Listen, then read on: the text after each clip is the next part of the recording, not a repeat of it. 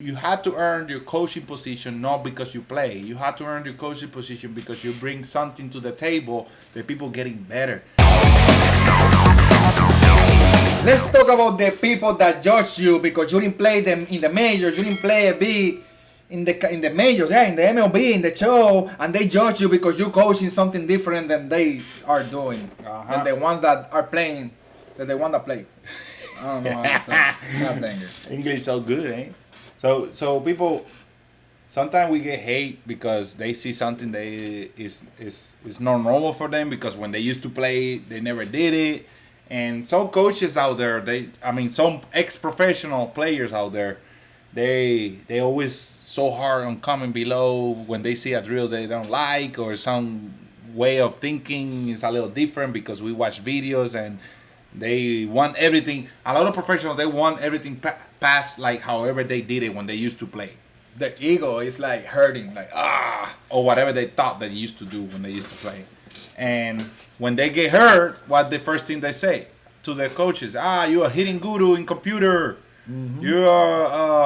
You think you know? You're just good in computers, or you're just good whatever. They just try to put you down, and they don't realize how many people they put down as a parents, as a coaches out there putting a lot of extra effort out there with kids with 5, 6 years old, 10 years old, 12 years old, and they never play in the pro, but they got the right intentions and they want to learn the right things. And we cannot be just repeating just what A-Rod say, what Albert Pujols say, or Ken Griffey, or because they all have different mentalities, they all have different thought process when they're about to swing. So you cannot be just picking just one player. You have to pick an idea of have a group of kids to get to the elite swing. You know what I mean? Your goal is try to get those kids to get elite swing some kind of way, not just to just hit the ball and have fun. That's because it's not fun to lose. And a lot of coaches they never play in the pro. They want to help kids. So us, even me and my brother, we are coaches, and we never say where we play, who we know, and stuff like that because that should not be our that should not be our how you call it, the license of coaching. No. The license of coaching is your reputation, how you bring the subject, how you bring the content for you to learn. When you are sure that something that you're teaching is working and it's valuable and I know it's gonna make a difference, we don't have to mention where we play, who we are, no, because we already showing that this is gonna work, what we're teaching. So right here we got Rudy Jaramillos. Rudy Jaramillos, he used to be even a lot of haters use this coach. When they used to play, I was coached by Rudy Jaramillo, blah, blah, blah. If you know, Rudy Jaramillo, he never get to play in the MLB. Nope. He never was a good player. Or he got hurt, maybe, I don't know, but he never get to taste the MLB. So, where we put him? So, he was a hitting coach of the Rangers, and he used to coach one of the best players, a few of the best players like Juan Gonzalez, Adrian Gonzalez, Ivan Rodriguez, Jeff Bauer, Mac Teixeira, Michael Jones. Wow. So, big legends. He used to coach him. Now, we don't saying that we coach like him, no. But he was brave enough to say, look, I never hit 500 home runs, but I can teach you how to hit. And players respect him and make them legends. This is the thing. He believed in what he teach. He believed in what he create. He believed in the mindset that he bring to the kid, the approach, and they buy into it, and you create good teams with great legends right now. He never played in the MLB. Now, he played professional, but that I don't matter because I could be like, I get drafted, right? I get drafted in the round 40 something. I sign. Wow, I played for 2 years. Now I can get out the pro. Now I can say no. You I can coach. Role. Yeah, I can coach. Blah blah blah. No, it doesn't matter. It doesn't matter. You had to earn your coaching position not because you play. You had to earn your coaching position because you bring something to the table that people getting better and people are getting results by the information you bring into them and how you bring it. You know, Because a lot of people want you to be like Barry Bonds. A lot of people want you to be like A-Rod. But how you get the players to go there, okay? So this coach is a good example of, look, he didn't even play. He didn't make it to the show. He didn't make it to the show. So you as a parent that never played, don't get lack of somebody telling. Because this is the problem. When you go to the coach and you tell him, look, I think my kid is doing this, and the coach is gonna be, who play? Mm-hmm. You and me.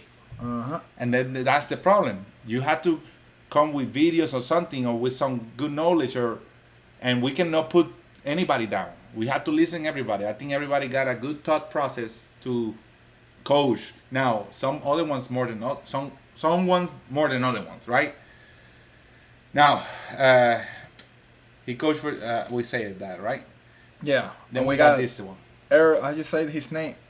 Earl Weaver. Earl Weaver. Weaver. I'm sure a lot of y'all know who is this guy because he was in the major with the Baltimore for a long time.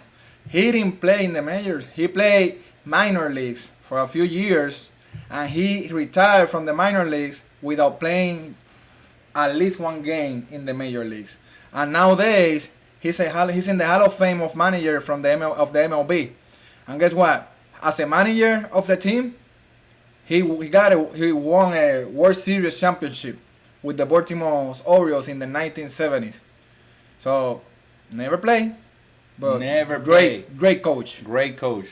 Another example, and I'm sure there's a bunch of more. Oh, there we go. Another one. Football. I'm sure y'all know about this guy, Nick Saban, from the Alabama. Now it's football. He football, but he's still coaching. Still coaching.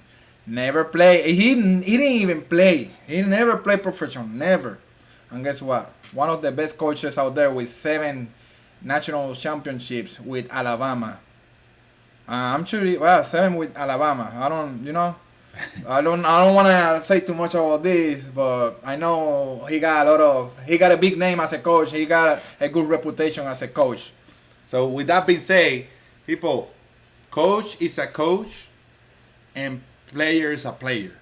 When the players stop playing the game, you have to forget that you are a player. You don't talk about you no more. It's about them. Yes. And that's the difference. Let your ego aside. Let your ego aside and become a coach. Open your mind and let's try to, because the thing is, when you were a player, you were thinking more about you, what I need to do to get better, what I need to feel, and you cannot just bring the same information to 20 kids at the same time or 40 kids a week. Sometimes we got like 40 something kids a week. Yeah. So we had to get like, you had to go each individual and teaching them different thing. I mean, not the same thing, but different ways to get the right information. Yes. So get that right, people. Don't let a coach telling you, I used to play, I know what I'm talking about. Nope. He may be stealing your money. Nope. Yeah. He may be stealing your money. He's a dinosaur. Look at. Yep. Don't go with that. Just go with something that makes sense. And now these days it's easier. I remember my parents don't know nothing about baseball, and that's it. They look for whatever. They pay whoever they heal me, and it was hard to find sometimes. But now these days we got internet, we got YouTube, and we can come with a conclusion. Look at his swing, and look at my kid's swing. My kid's swing sucked, and this kid's swing is looking good. And it look good in video, and it look close like Barry Bonds. It look close like A-Rod. It look close like Manny Ramirez. I want my kid to look like them. Now, I'm not saying it's easy for us to make that, but as a goal, right? Yeah. Some coaches, they just want you to throw the hands and just let it happen. Just like, I used to do this when I used to play. No, dude, forget about it. Huh? You can use that a little bit. Like when I used to play, I used to do this, whatever. But that's just not going to be the closing line. Your closing line should be like, okay, what does this kid need to be better than me as a coach or as a player when I used to play? I want my kid to be better than everybody out there. That's the main goal, because you cannot limit themselves and put a roof on their and somebody's player and say, you're good enough, you're good, no. He's still growing. No, watch some videos and cover those holes that he had, because some kids are more athletic and they can still make things happen with their ugly mechanics. And that, it won't hurt them later on. So people understand that part. I don't care. Haters, screw it. Kiss my butt. and See subscribe y'all. over here. See y'all on the next video, my people. Bye.